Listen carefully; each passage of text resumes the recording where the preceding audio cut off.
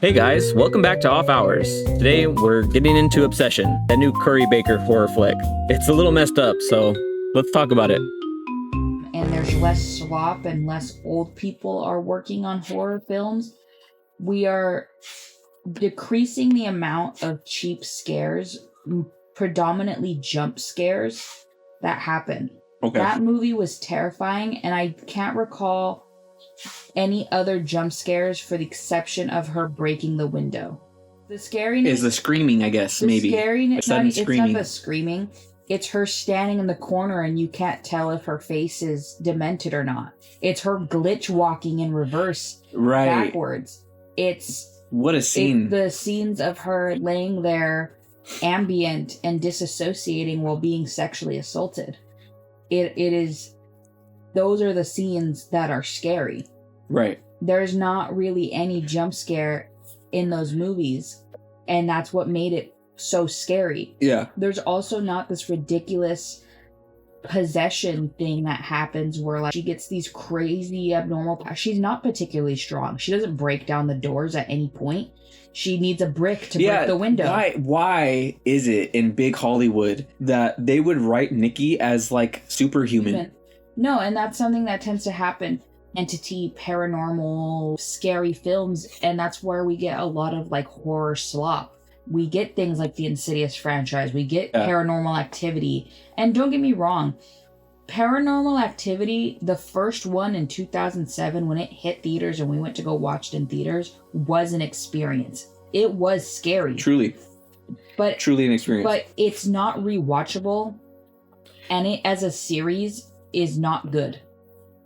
Agreed. Because it falls very flat on its narrative, and it gets whatever loose building blocks it has, because it's just, there's a demon in the house. What they do is kind of goofy.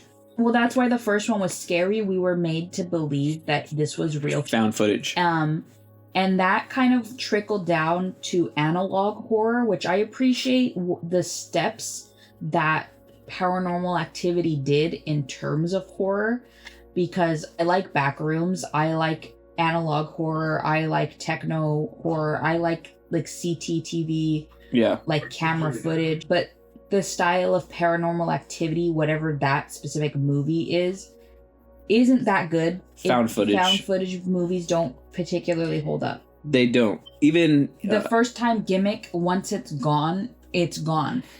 And even then, with those movies, there's not meant to be a jump scare, because you don't want to actually see that, because in real life you wouldn't see the entity. You may see an apparition or things move, but you know that that's all you're going to get, so therefore it's not really scary. Right, you don't get to see the demon. How many chairs moving until something is really scary? That it becomes the SpongeBob effect, where the Flying Dutchman is constantly scaring him. Yeah. But he's not actually harming him. Yeah, I'm just kind of there. Right.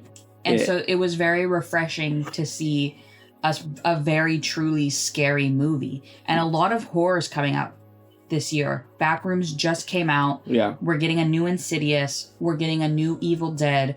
We're getting another movie by Neon, the producers of Talk to Me. I saw the Neon trailer, yeah. That looked interesting. We're getting a lot of movies, and I think this came out first before any other movie, and so it's going to be really hard to beat. I'm going to reference every movie to this movie, and some of them are Blumhouse movies. I looked at their catalog of films, and they do have some stinkers. They do miss, but I genuinely like that they give people a chance. Well, it's a Fueled by Ramen situation where like Fall Out Boy found Panic at the Disco, and then they started making their own labels and stuff like in it. So this guy's going to go. Artist. This is artist fun. All it takes for you to become somebody is for somebody else to say your name. No, and that's what happened with Labubu's. A K-pop idol wore one on her bag. And that's it. That's literally all it takes. They were a failing brand. Pop Mart was going to drop the artist that was making them because they were not making money. And so in honor of that, we're going to bless a random viewer on planet Earth with $1 million. Congratulations, Valerie Dinkley.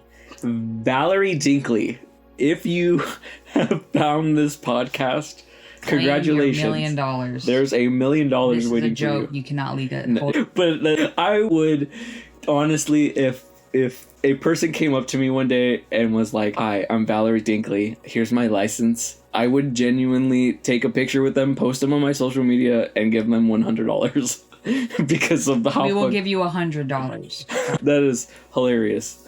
Either way, yeah, no. So you can see this effect happening all over YouTube.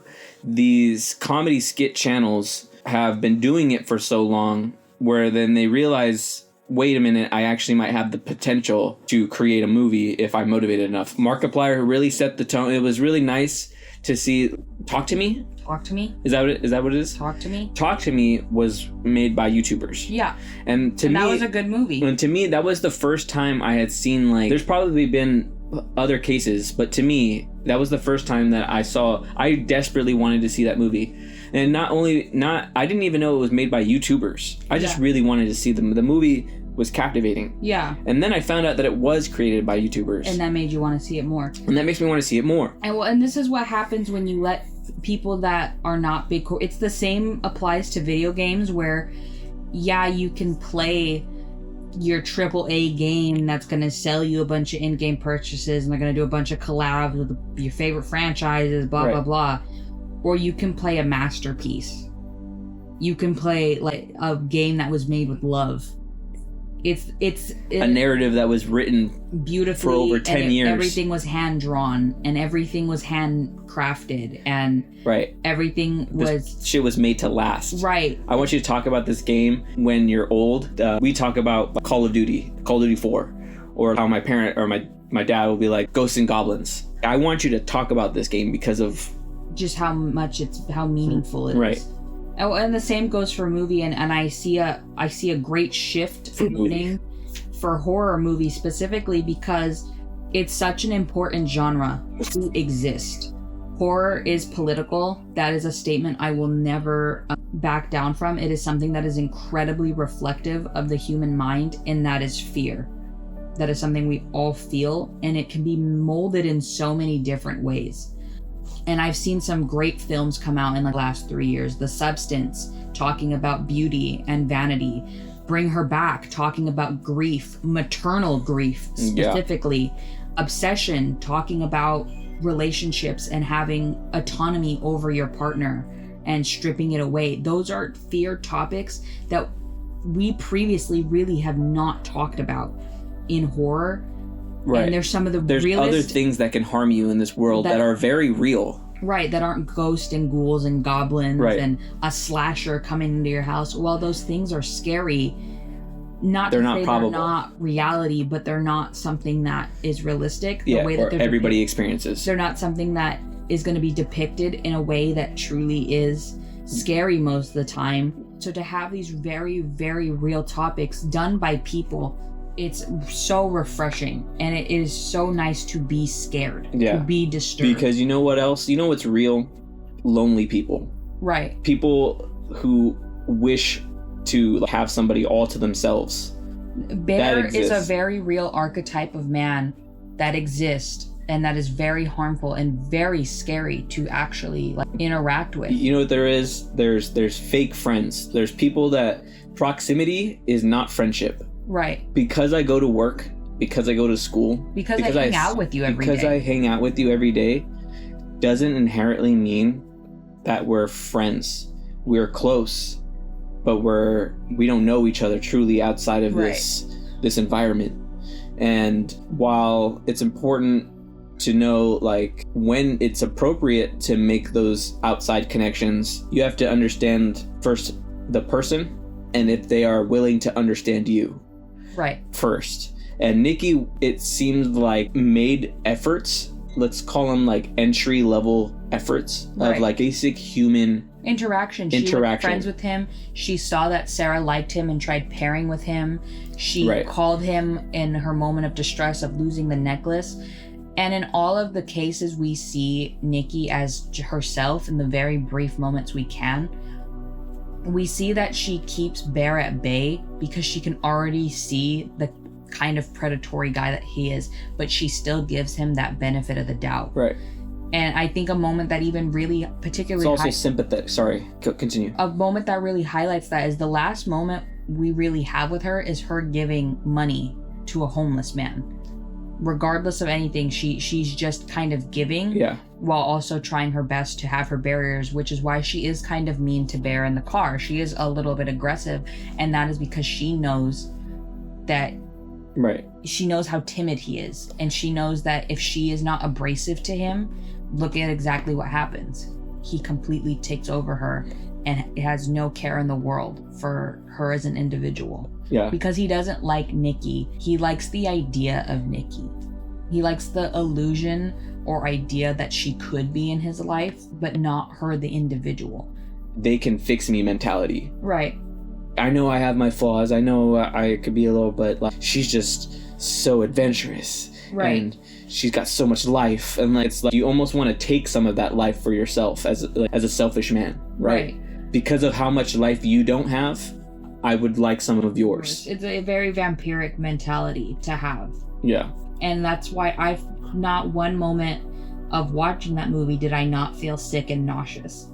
That was, I think, such genuine horror that I can't think of a movie that has made me feel the way that watching that film made me feel. Yeah. The only complaint I can ever even have is so minuscule that I could tell how fake Sarah's septum piercing is. That is like, there's nothing I have to... You said that in the theater, and then she got her face bashed in. And I thought that was really funny. And so I think why it works so well is because of his comedy skills. And it makes me think of like the opera, and you have the happy and the sad mask duality, the dichotomy of these two, what is it? A tragedy and a triumph? Yeah.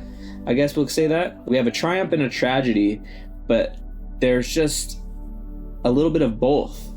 Right. Just how it's just perspective. You could be happy for Nikki because she's free now. Right. But then it's terrible because she lost everything. No, and canonically the director has said she's going to deal with the repercussions of the actions. She is going to go to jail. She is going to deal with it. I think she has actually.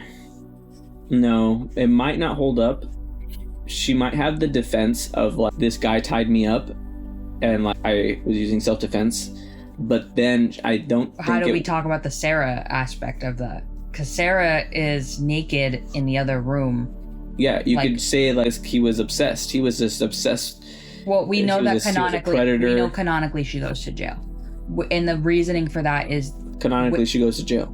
That women suffer because of men's action. They will get the consequences. That is also a great take. I think that she now has to live with the consequences of Bear's actions. And now Bear was like selfishly willing to end his life, not to free Nikki of hers, but to end his suffering that he inflicted onto himself. Another thing I find very refreshing over this film is the characters are the age they are playing, and they aren't acting as the characters. They simply are. Sure, Indy, I can't remember her last name right now, the actor. Oh, yeah. She is just a 20-year-old girl. That is who she is. Sure, she can embody who Nikki is as a person, but she doesn't have to act too much because she is just a young college-age woman. She's in that mind. And I've watched interviews with her. She likes Doki Doki Literature Club. That's why she had a lot of influence with playing this role, because she genuinely... She convinced the director to make a reference to Doki Doki with one of the musical choices. So that was right. I was right. Yes, that was actually a choice to do that. I was like, dude, that is hard. She used to be a COD streamer. She is genuinely just a 20-year-old girl. The same goes for all of the actors in that film. I'm sick of this like euphoria thing where we're always seeing people pushing 30 plus and people that are not Gen Z constantly writing 20-year-old characters. Right. Because Zendaya's not a 20-year-old girl. Sure, she can maybe pass as an early college age person, right. but it's kind of typecast in a way, in this weird way. It's almost paradoxical. I know I am almost a 30-year-old man. And so when I go to school and I'm dressed up and I have my backpack, I'm like, fuck you, I'm going to school. But then I look at myself and I'm like, what the fuck, dude? I'm just cosplaying as a 20-year-old person. A 20-year-old person. And while I am still in my 20s, I'm at the end of it. So there's no reason for me to linger onto why am I acting like this? Right. And while it is like in a positive light because I'm a student, but there's other lights that people just don't grow out of. Right. You stay stuck in this era of your life that's over. Right. And it's also just really bad messaging for young adults watching, because there's this expectation one should look or behave this way, but you are not 30. You are not that. You are 20, and you are not 20. You are 30. It's just like, exactly. And that's gotta mess with the actors acting like this, but then they're quite literally acting out of their age group. Right. And I'm like, I find it's so interesting to see actors I saw growing up in their 20s and 30s that are now in their like 50s and 60s, and they're playing these like really tough roles, like the disheveled military man, or like just the older man, the lonely drinker. And it's like, I saw you in comedies and you were doing silly wacky things. You see old men doing almost exactly the same thing they were doing when they were 20s and 30s, and I'm like, bro. As controversial as he may be, I enjoy seeing that Leonardo DiCaprio doesn't cling, at least in his roles, he doesn't cling to the 20-year-old Romeo Titanic Jack character. He did that while he looked that and while he was that, and then at some point we got Wolf of Wall Street. Right. And he is this like 30-year-old bachelor. We got Revenant, and we got we got all these different movies where he's acting his age, and he continues, as he gets older, he continues to act his age. That's why he sells his roles so well. When he was 20, he did Marvin's Room, he did Romeo and Juliet, he did Titanic, he did Basketball Diaries. Because, those are the ages of these characters. And then we get to these... we have the heartthrob era. And then we have the 30-year-old bachelor... Right. Great Gatsby, living larger than life. Right. I am in the prime of my years. And now we have the 40-year-old Killer of the Flower Moon. I can't remember the title. Yeah, Killer of the Flower Moon. We'll add it in post. And we have this older cowboy man. Yeah, he's also fighting the bear in. We get the Django character. We get the he sells each of those very drastically different roles. He sells all of them incredibly well, and that's because it's important to actually cast people to what they should be casted. I hate seeing the same casting for Jenna Ortega, Timothée Chalamet, Zendaya. It's the same... because it's you. It's almost, imagine if your favorite YouTuber was on another YouTuber's channel and they made a video. What if they were on every YouTuber's channel? All the YouTubers. Oh yeah, and it's like Mr. Beast thing, and it's like, imagine if Mr. Beast just was like randomly in a Markiplier video or a PewDiePie video, or like, just stop doing too much. Right. Where is your stuff? Why are you always a side character or like I don't know. On the contrary, too, it's like that has to do with a bunch of logistics for Hollywood and the way that they cast and trying to get somebody their rise in a film that it's not going to go anywhere. I don't know. No, and this is a big challenge to Hollywood. When we were watching the Super Mario Galaxy movie, I couldn't sit through that movie because it's just like I hate hearing these big voices. Yeah, I'm not hearing Mario. I'm hearing Chris Pratt, and it's actually the last actor on the planet I want to be hearing ever. Yeah, I don't want to be hearing. Hey guys, it's me, Mario, from the hit game Mario. No. It's the last thing I want to. And Jack Black is maybe the only exception to this rule, and that's just because he's been in the voice acting game for so long. And he also likes games. He also tries. He tries when voicing these characters. Sure, it's Jack Black, and you can clock that it's Jack Black, but he tries. Yeah, no, he's Kung Fu Panda. He is. I mean, Kung Fu Panda sounds Poe and Bowser are completely different characters. albeit their voice is very, very similar, they're somehow delivered different people. Yeah. And that's a great voice actor. The same thing goes for Tara Strong. She plays Twilight Sparkle. She plays Raven. She plays Timmy Turner. And the voices Bubbles aren't horribly different. You can tell a Tara Strong voice. You can hear that voice. You can hear it. You know that that's Tara. Like but she's pinching it, or she's just like slowing it. Raven slowing it down, deepening it. Raven is no different than a sad, moody Twilight. Yeah. But I know that's not Twilight. I know that that's Raven. And Bubbles is just an excited Twilight. That's true. The same thing goes for Family Guy. Seth MacFarlane is basically that entire goddamn show. And Roger. That's true. That's very true. Delivery. So it does well for Obsession that it's this cast of just like genuine. These are just a bunch of college kids. And casting matters. Yes, These characters act their age. They are dressed their age. They are dressed their age, and that is refreshing because a lot of the times a Gen Z writer knows how to write a Gen Z writer.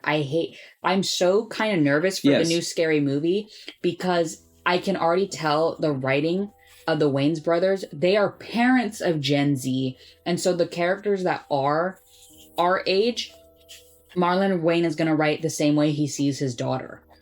He's going to write them the same way. And that's like exaggerated and a caricature, right? Right. And it's not correct. The scene in the trailer where it's like, that's not my pronouns. It's not funny because it's offensive. It's just not funny. Right. It's not how we act. That's how you think that we act. We watched Filthy Frank. We don't care. Right. I also doubt, I guess I can say, for lack of a better word, that this movie will be good. I'm sure it will scratch that Scary Movie itch. I'm sure that it will have a couple jokes that will make me laugh, but again, the people, they're getting Sexy Red to make the music. The jokes that I'm seeing in the trailer, it's just it's not funny. I know it's trying to reach me, and really it's going to reach Brother more. Yeah. Because they don't, oftentimes when trying to hit a Gen Z person, they miss and hit a millennial. And that's how you can tell somebody doesn't know how to write for their generation. Same thing went for Megan, specifically the second one. Those jokes sucked. And you can tell that Megan is forgettable. You can tell that the old man writer was trying to reach 20-something-year-old girls, but nothing about the fashion, the humor, anything was funny. And it didn't reach me as a young 20-year-old girl. But Nikki does. The way she dresses, her going and buying a citrine crystal necklace, and that being the crystal shop alone. That was a great framing device. Because that's exactly where a young man would go to buy a gift for a 20-year-old girl who is interested in those things, but I don't understand those things. So he's looking at the necklaces and what does rose quartz do? What are these? And the girl working the shop is like nonchalant. She has a septum ring and she has a crop top and she's like doesn't care about anything he has to say. She's like kind of half ignoring him. She's on the phone. She takes her AirPod out. That's is someone my age. That's a human interaction. That is someone my age. That is someone that I've interacted with. My boss who was like 25 years old when I worked at Hot Topic would have her AirPod in. I wouldn't know. She'd be walking around folding clothes talking. I'm like, are you talking to me? Oh, what? Sorry. Yeah. That is a genuine thing I experience. Maybe there's only a set amount of years that you can communicate with somebody and have them genuinely understand it. So in other words, like, I don't think that there's any way that a 29-year-old could reach. I can't reach Gen Alpha. I can't reach Andrew and like Coco, Julie. I can't reach those kids. I can kind of reach those kids, but I can't in reach a way them. that it's like, I'd probably just be like trendy uncle. I can reach brother. I could reach millennial, our older brother, a little, because we had similar childhoods, right? I just had the tail end and he had the beginning. So I can kind of reach him of like, hey, you remember Hey Arnold? And you remember a floppy disk? And you remember burning CDs and Tony Hawk Pro Skater? I can reach him. what am I going to talk to Andrew about? Right. What am I going to talk to my grandparents about? What, I don't have anything to reach. Sure, even some kids born, I think the cutoff is like 2010, are technically Gen Z. No, they're not. To me, mentally, they were raised fully with the computer. Yeah. Fully with a computer. I was still in the era where you had to be kind of wealthy to still to have a computer, to have a functioning PC in your house. And we only had a functioning PC in the house because mom needed it for work. Right. And then it was just something that we all used. We didn't all individually have a PC in our room. No. We all had to share the family computer. And you could see what each other were doing on the computer. And viruses were really scary back then because you could ruin a computer. And that was what I always ended up having to do, was always have to clear the computer. Whenever things like, I hated that. Once I was aware of that at a young age, that these things are harmful. Yeah. Then that was just all I always tried to make sure that my computer was safe and clean. So easy to download malware, especially back then. It was just malware was everywhere. Yeah. You download it in an email. Right. You can click on a website and it would fuck up. Right. You could type in the wrong letters into a YouTube search that would take you to something else, and it would. It was fucked up. The Wild West. We were the Wild West. And that's why having people our age that are on YouTube that probably remember what peak YouTube was like, writing movies and talking about topics, the subtle touch of Reddit. That's real. Oh, yeah, that's a real thing. When you're panicking and freaking out about something, I'm going to go on Reddit. Yeah. Someone on Reddit has lived my life. Every moment I will ever experience, someone has already lived it on Reddit. Somebody has experienced this problem, because there's no possible way I am the first person to experience this problem. That's what the internet has taught me. Right. So, of course, yeah, and I agree. That's actually something I haven't really seen talked about enough. The social media aspect. You can tell when an older person is writing social media. You can tell when they're writing tech, because that's not usually how we use it. It's not how we text. That's not how we act. Right. It's not a caricature. Sure, that happens, and that's in terms of a parent's eyes. Right.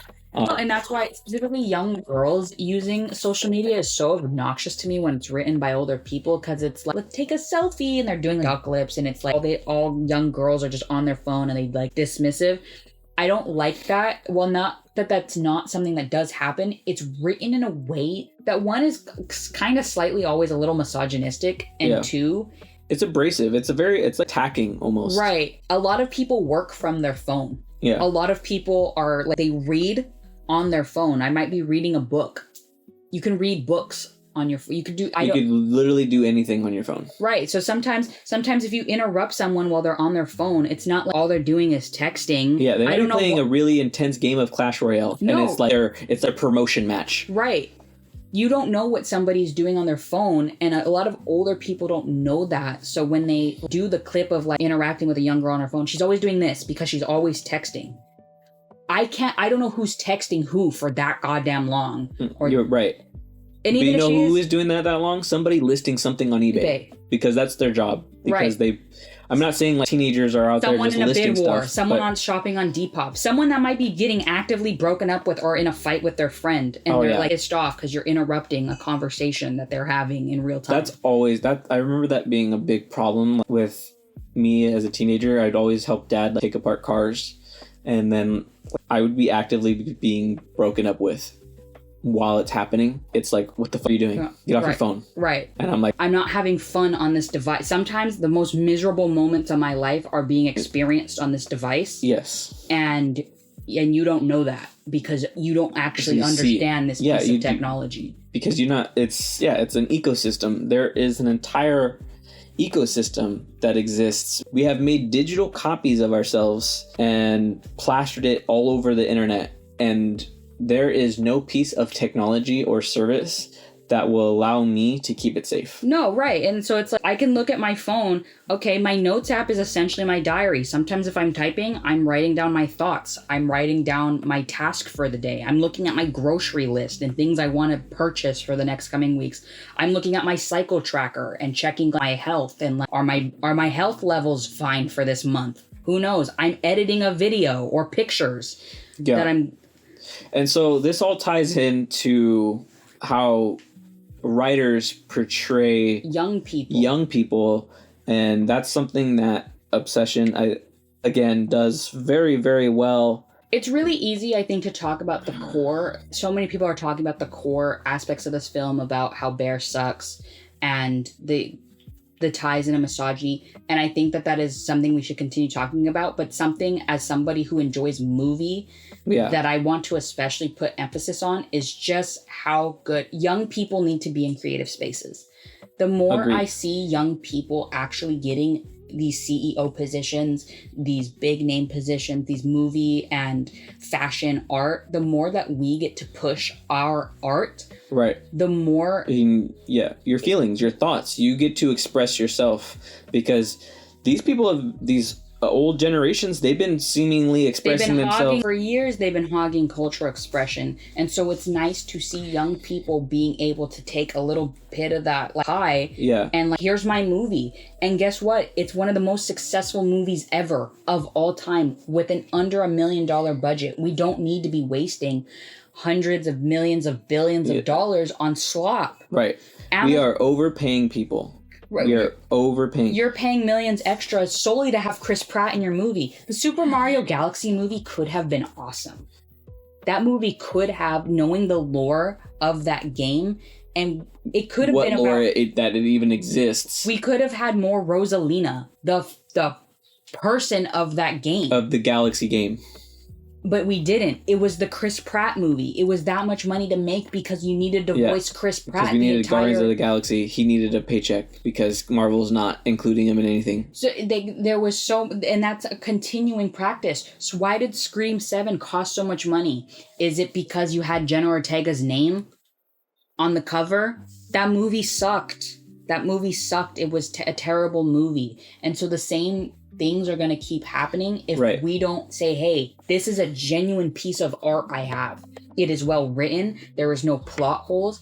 It talks about genuine horror and topics that are really important. The people are young. We're giving new faces opportunities. I love that actress. She did such a good job. She should have been the actress for Smile. She should have been the actress. Facial expressions, even without makeup, were just so without makeup convincing. Without makeup her smile, her frown. I will never get over that frown. I physically cannot do that with my face. That was she yanked that shit down. If I try, it doesn't look natural. No, I feel it doesn't look natural. She made it look natural, but so eerie. Everything was just so well done. And it really is, and again, horror is political. That is a protest to big slop. Yeah. I think it has to do with a smaller production team, because if... Messages don't get mixed up. I would love... Yeah, messages, exactly. That's perfectly said. You took every bit of my point and summarized it. If I've always wanted to make a piece of literature or film. I've always wanted to express a story in a very creative way that's integral to me. And so if I were to write a book, I would then have to entrust a director and producer and a writer. Holes in movies. We get inconsistencies. Right. And the same thing happens in games. People are ripping apart my core ideas and the things that tie my characters together and the arcs that I have written, but they're in my head that haven't been created yet. You're just ripping all of that continuity out, and I'm just watching it all. Now it's just slop. Right. But if I am directing it, I'm writing it, and I'm editing it, I'm in there, and I get to make every single subtle change, then I get to tell my story. But not everybody's skilled that way. No, right. Not everybody's skilled in that sense. So he has been practicing on Creeby. Curry has been at this for years now, and he's also had the collaboration of a good team. Right. The woman he hired I saw her on TikTok, the woman he hired for the dressing, she did a fantastic job. That is how 20-year-olds dress. And their characters dress well for who they are. She dressed an alternative girl, a casually alternative girl. She dressed her really well. She had a septum. She had tattoos that she doesn't always show. She had her haircut. Right, because when we do tattoos, when older people do tattoos on young people, it's the most obnoxious sleeve that they're always showing all the time. Right. Because that's how they perceive tattoos. When in reality, when young people have tattoos, they're still gonna wear a t-shirt and it might cover up their tattoo. There's like things like her haircut. Sarah's haircut is a modern Gen Z haircut you see on most alternative girls. Nikki's outfits were really good. That little top she has at the party, that pink striped top, that is genuinely something you would see at a club a 20-year-old girl wear with those black boots and those shorts. That was perfectly done. That is perfectly done set dressing, and minor things like that are so brilliant. That part of the reason I love the movie Mean Girls so well is it follows a lot of those similar traits with the dressing specifically. The characters are dressed so well. Not all movies I agree. do that. Mean Girls did an excellent job. That's a whole deep dive. That's a whole other deep dive. But dressing like that, yes. Intense care and perception. It's all intentional, I think. You can see the intentionality of everything from the music, the facial expressions, the delivery. The fact that they referenced Doki Doki. Me, you, I think the whole row of all of us were like, that's Doki Doki. That's Monica's song. I was like, that's straight fucking, and that's a nice nod to me, because I don't experience that a lot in film, where like when you're watching a film with your parents and they're like, oh, that was a reference to Indiana Jones, or like, oh, that's the music from. We don't get blah, blah, references. Blah. We don't get them. We don't get the chance to like. Right. We don't get that. So to hear, and Doki Doki is such an important game in general. Doki Doki changed the late 2010s. Yeah. Doki Doki changed it. They did that style, that genre of game. Visual novels were changed. We didn't think that visual novels could be as scary. Doki Doki was so genuinely scary with the concept that it could put things in my computer. Yeah. It goes off of the early 2000s. What's her name from Gravity Falls? Mabel? No, the Giffany? Giffany. It does that like Giffany thing where like your old 2000s computer like actually is a virus. And she's alive. And she's alive. Yeah, and that's what I mean. Doki Doki is we can have a whole discussion. No, and so to have references on, for us, what is integral pieces of media, in 40 years or so, my grandkids say, Mima, do you remember what it was like when Peak Doki Doki came out? Yes. I remember when Doki Doki, Honey Pop, Cuphead. I remember that whole year of games. Yeah. Red Dead. I remember that from 2017 to 2019. For media, for memes, just that. Yes, I remember that. Yeah, there was an explosion. I remember when culture. I remember the T-Series PewDiePie situation. I remember when Markiplier said, "It's the bite of '87." Yes, I remember those things, and I get so excited to see such major pieces of media for us. Historical for us. That's our history, and I know that a lot of people may think that's corny, or older people may not understand it, and that how is that culture? Right. We're internet culture. Yeah. We are the internet. Young people are the internet. I'm sorry, the most exciting thing was a spaceship exploding. Right. Or like, it's organic, and we want things to be organic. But we sometimes those inorganic things are the thing that produces that organic connection. Going to the movie theater. Yeah. Like sitting with my brother and our friends and hearing this cultural reference that we all remember so deeply. Yeah. I also just subconsciously too, it puts you in that state that you were in when you were. If you have, I know that not everybody listening to this may have played Doki Doki. I do highly recommend, if you've never heard of that, at least watch a Let's Play. No, I think if you haven't played the game and you are interested in horror and video games, I highly recommend that you just download Doki Doki and you don't look at any reviews, you don't look at any trailers, you don't look at any playthroughs, and you download and you play it. And then that's my treat to you. If you rob yourself by like looking up Let's Plays and stuff or images online, then you have robbed yourself of an experience that not everybody gets to have anymore. But you get put in that sense when that song is playing. You get put as you're watching the movie. Because you know exactly what feelings it's trying to signal to you, because it takes you back to that moment in the game where, like, spoiler alert, it sends you back to that feeling. It was a very scary experience to sit at your computer and that sequence to pop up and her sitting there. That was so... Right, it's unnerving. I got so scared when something was downloaded on my shitty little school Chromebook. I got so scared. I was, what did I do? Yeah. What did I download? What did I download? Why? This was on Steam, right? This is normal? This is part of the game. I was so genuinely petrified in that whole sequence. When, spoiler warnings, when you see characters die in that game, and it's so graphic, and it's glitched, and Sayori's hanging there, and it's like Yuri's stabbing herself. What the hell is happening? Yeah, I thought I was just in a harem. Because the beginning of the game is so different. It's so bubbly and it's so cute and it's so. But it's got hints.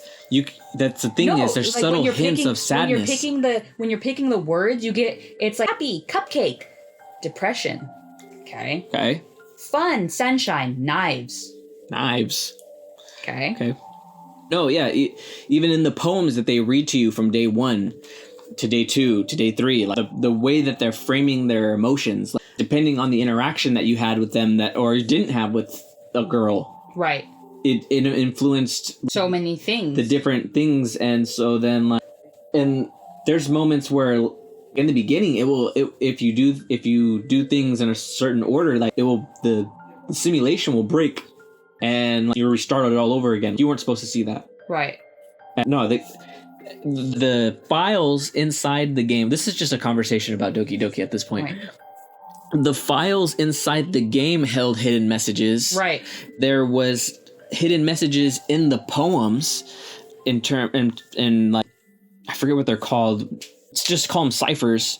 There was ciphers. There was audio files. No, again, to point back to the initial conversation, that's what happens when people who love the thing that they're making, when real artists get to have the seat for once, they make shit. They make bangers.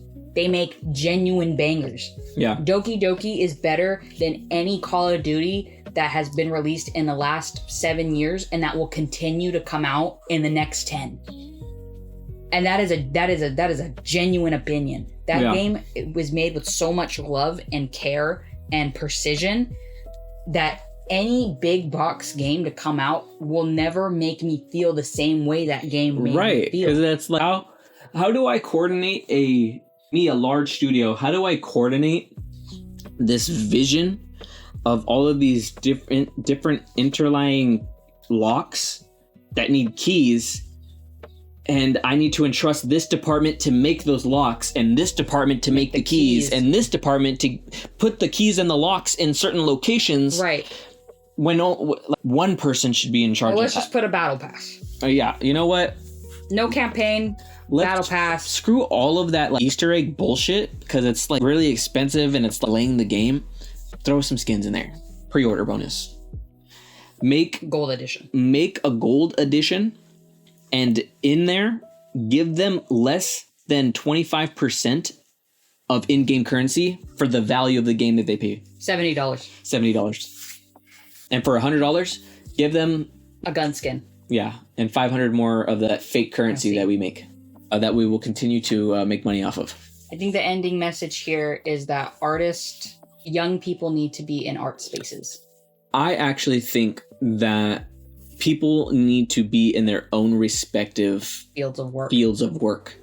And that's to say, if you have a scene or if you have a story to tell and it requires the perspective of a young person, of a person, this could be a woman, this could be a man, a child, an old man, a young divorced woman, a drunk drug addict father, a depressed child, whatever attributes you decide to attach, it should come from that person. No, and that's why the writer did so well, not because he's writing about a woman. That's not what he's writing about. He is writing as a man, taking the autonomy away. That's the writing. Right. He can't write about Nikki getting her autonomy taken away. He probably doesn't know that experience really well to be a woman and have that. Yeah. But he can write about a lonely man. About a man doing that to a woman. Yeah. And that's why that film was so well written. That's why those female characters were well written, because he's not overly trying to add a bunch of things. Right. Nikki is not this like flawed character, really. She's not this overly bitchy girl. She's not this like. No, she's a vehicle for the man to take over. She actually has no flaws because we don't even get to see them. Because that the point is that he doesn't care. The point is he doesn't care about anything about her. Yeah.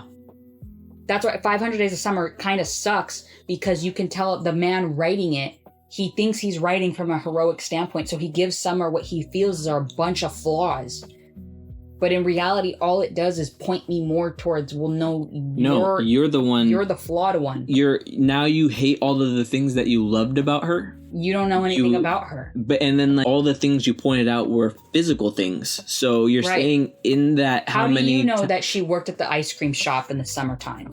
You don't know that. You're figmenting an idea of what you think her daily life is like. That's true. That's very true. So yeah, you can tell that the director doesn't write from that heroic standpoint. He writes from the villainous male-centered standpoint. He writes from, I know what it could be to be a man and to completely take autonomy and be selfish. Right. I'm going to use this perception, this societal perception I know I can possess, and I'm going to write from that. And that was great writing. That was great writing. Bear isn't overly... When we write evil men, we write them so aggressively, abrasively evil, which, yes, that exists, but a lot of them are sneakily evil. They're shy when they're doing it. They're wearing a cozy little sweater. I didn't mean to call out your cozy little sweater. I am wearing a cozy little sweater. But I do my best to acknowledge these flaws, because like I think it's crazy that Dad doesn't see any flaws in Bear. No. I think that's crazy to me. And so thankfully I do see those flaws, and that allows me to better understand the perspective of women and myself and how I treat others. And so in light of that, this video is sponsored by Rice Krispie Treats. No, we're not. No, sorry, I'm gonna cut that. That's all cut. But support artists. I think that it's the way that we treat others, and knowing that even though we experience things like loneliness, it shouldn't come at the cost of someone else's life. Right. And so I think a lot of it has to do with being comfortable in your own life. And it's hard because I can't speak from the perspective of somebody who has nobody. Right. I've always had somebody. I've literally always had somebody in my life. And so I will not know what it's like to write from the perspective of somebody who is truly lonely. Right. And so while I do feel moments of loneliness, I can only imagine that if what I experience is like hell, I can only imagine what it's to be somewhere where you know nobody and you are surrounded by people at your job that you desperately want to be a part of, but you're never truly accepted because you're already so late into your life, right? Because it becomes increasingly difficult to trust people the older you get. Yeah. It becomes increasingly difficult to make a lasting connection because of how much time you are in baggage that you both possess. And so there's that perspective. But yeah, I cannot believe we were able to experience that with all of our friends. In theaters. If you haven't seen Obsession, go buy a ticket, support small artists, support young artists. And with that, this is Off Hours. All right. Off hours, guys. It's a work in progress. It is a work in progress. Have a good day. Well, thank you guys for watching our very first animated episode of Off Hours. This was such a fun project to work on, especially because it's just me and my twin sister, and all we do is talk about life and the stuff that we learned growing up and everything that we love, the creepy, the weird, and the painfully mundane, you know?